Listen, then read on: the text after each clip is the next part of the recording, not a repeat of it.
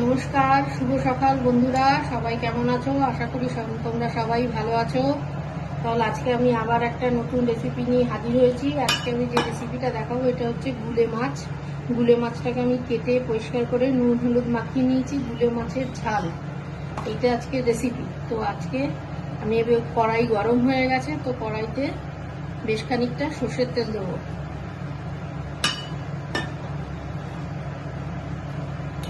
আর একটু লাগবে।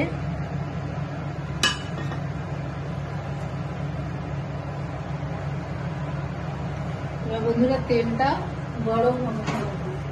এ দেখো বন্ধুরা, তেলটা আমার গরম হয়ে গেছে ভালো মতো। এবার আমি গুলে মাছটা ছাড়বো।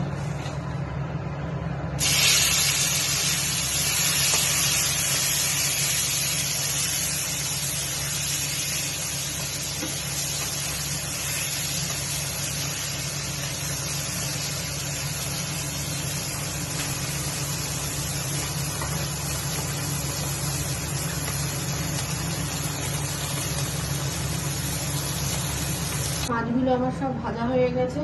তো জ্যান্ত মাছ খুব বেশি কড়া করে ভাজবো না। আর হচ্ছে এবার কড়াই তেল গরম হয়ে গেছে, তেলে দেব কিছুটা কালো জিরে ফোড়ন।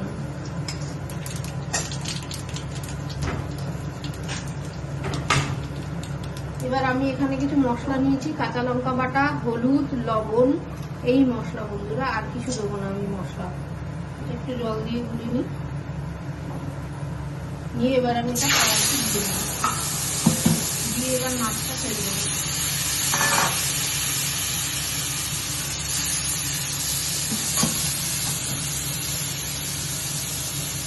এবার বন্ধুরা জল দিয়ে দেবো।